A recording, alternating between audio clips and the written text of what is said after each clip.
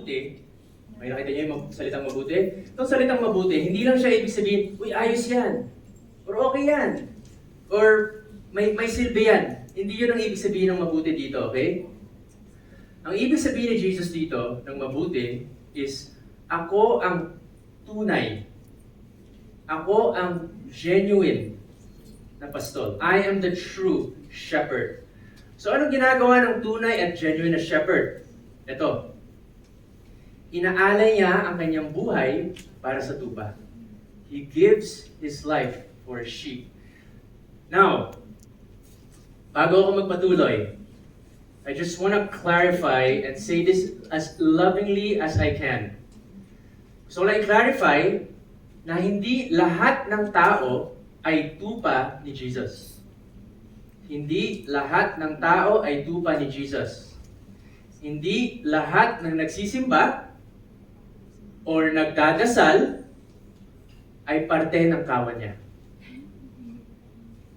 Nagiging parte lang ang isang tao sa kaharian ni Jesus kung, una, siya ay nagsisisi sa kasalanan at nananampalataya kay Jesus bilang pambayad ng kanyang kasalanan, number one. And then pangalawa, nag-surrender siya kay Jesus bilang Panginoon at ng kanyang buhay. In short, si Jesus na ang namumuno. So kung kasalanan pa rin ang lifestyle mo, at kung ikaw pa rin ang boss ng buhay mo, I want to tell you lovingly na hindi ka pa Kristiyano. Because you are still resisting the Lordship of Jesus. I hope that is clear. Now, balik tayo sa passage. Sabi ni Jesus, inaalay ko ang aking buhay para proteksyonan, para ipagtanggol ang aking tupa. Kanino ba sila in danger? Bakit sila kailangan proteksyonan? Kanino ba dapat sila ipagtanggol? Okay, merong tatlo. Una, ang asong gubat. Sabi sa verse 12, sinasakmal ng asong gubat ang mga tupa at pinagwawatak-watak sila. Question, sino tong asong gubat?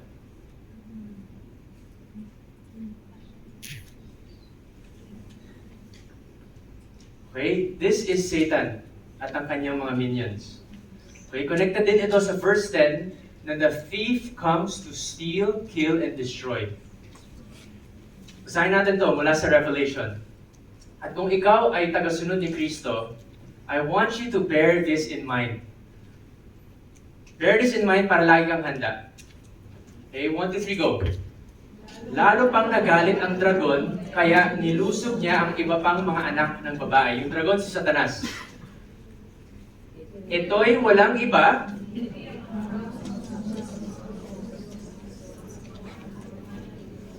So ang goal ni Satanas, ang goal ng asong gubat na to, hiyain ang Diyos sa pamamagitan ng pagwasak niya sa mga tagasunod ni Kristo. Is that clear? Yan ang goal ni Satan.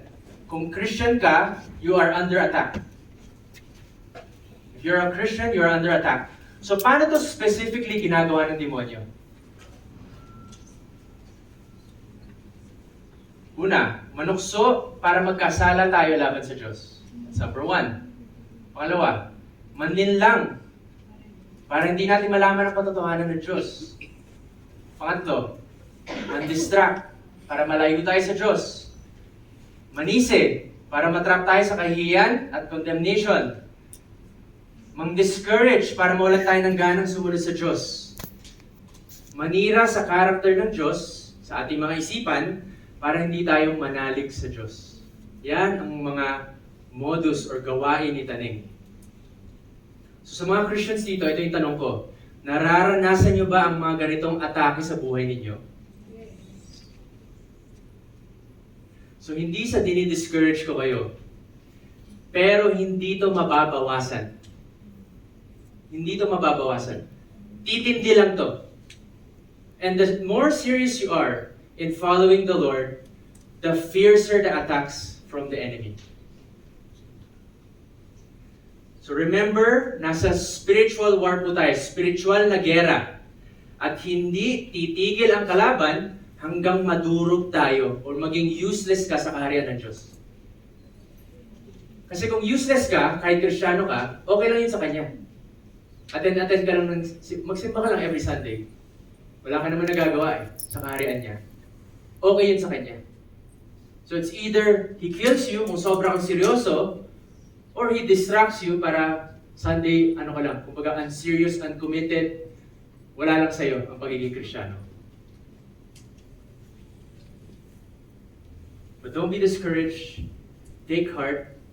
Dahil ang ating mabuting pastol will ensure na safe tayo sa Kanya. He will ensure na safe tayo sa Kanya. But we have to do our part to stay close to Jesus. We have to do our part. So yan ang unang panganib. Ang asong hubad na si Satanas. Pangalawa naman, huwag kayong magulat. Sa tupa mismo. Bakit? Kasi mga tupa, madaling maligaw. Mga tupa, helpless and defenseless. Mga tupa, kailangan may mag-lead para kumain sila at uminom. In short, palagi silang nasa peligro kung walang mag-aalaga sa kanila. Kung walang mag-lead sa kanila. May kwento sa bansang Turkey noong 2005. Hindi ko alam kung narinig yun na to, no? Habang kumakain sa dumuhan ng mga tupa, dami sila, kasi iniwan sila doon ng mga pastol, kasi kailangan nila mag-agahan. May isang tupang naligaw. At itong tupang to, pumunta sa bangin. And then, na-curious siya. Ano kaya ang feeling nito? Kaya ginawa niya, tumalon siya sa bangin.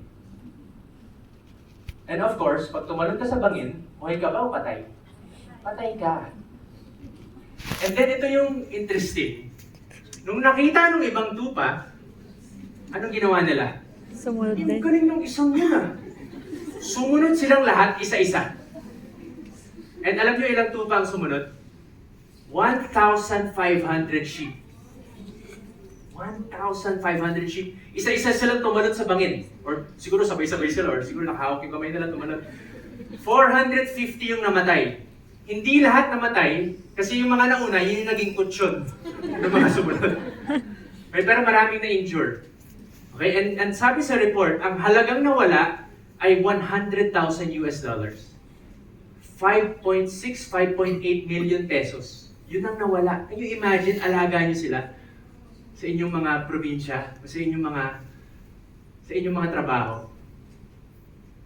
So ito yung posibleng mangyari kung walang namumuno sa tupa. So in many ways, para tayong mga tupa. Ang mga tao parang tupa. Sabi sa Isaiah 53, tayong lahat ay tulad ng mga tupang, ano sabi? Naliligaw. Nagkanya-kanya tayo ng lakad. Ngunit, tinatawag ni Yahweh sa kanya, ni Jesus, ang kaparusahan tayo ang dapat tumanggap.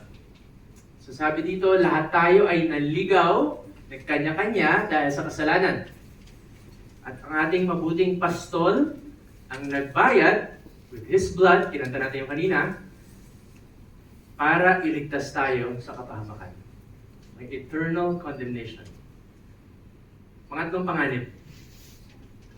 Sa taong upahan, a hireling, a hired hand. Ang taong lingkod. So hindi sila yung may-ari ng tupa. Kumbaga para silang empleyado. Empleyado. Ang pinaka-concern nila is hindi yung tupa, kundi yung sarili nila. Na masweldohan sila. Wala silang tunay na malasakit sa tupa. Kaya the moment na may threat, ano mangyari? Takbo din sila. Wala na agad sila. So tingnan itong nasa picture. Yung taong upahan, ano yung inaatupag? Yung shepherd o yung shepherdess? Babae yung inaatupag. Tapos tingnan sa likod, meron siyang alak. And then, di ko lang kung nakikita nyo, may isang tupa na naliligaw na sa background sa may bandang kanan ninyo. Nakita nyo ba? Pero wala siyang pake. Hindi niya nga alam na naliligaw na. So, sino tinutukoy ni Jesus when He says, a hired hand? Walang iba kundi ang mga religious leaders, mga pastors, mga ministry heads, who don't have the same heart as the Lord. Who don't have the same heart as the Lord.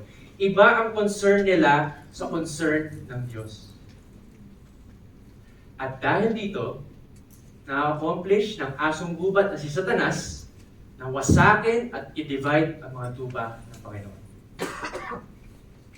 Kaya ganito na lang ang rebuke ni Jesus sa kanila.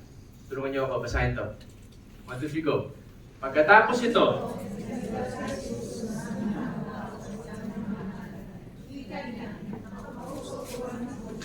ang mga tagapagturo ng kautusan at mga Pariseo, kaya't inyong isagawa at sundin ang lahat ng mga sinasabi nila sa inyo. Ngunit huwag niyong gagawin ang kanilang mga ginagawa. Bakit?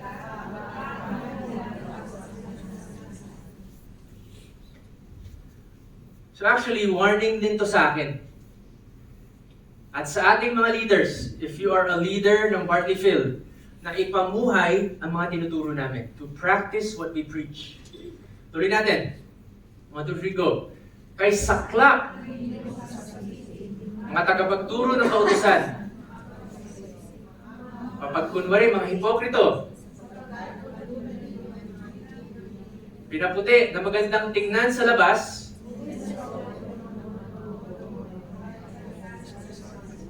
At ganyan din kayo sa labas. Ngunit sa loob, punong-puno ng pagkukunwari. Kung ano yung sabon na ginamit nila, no? At yun ang pagkakaiba ng tunay na pastor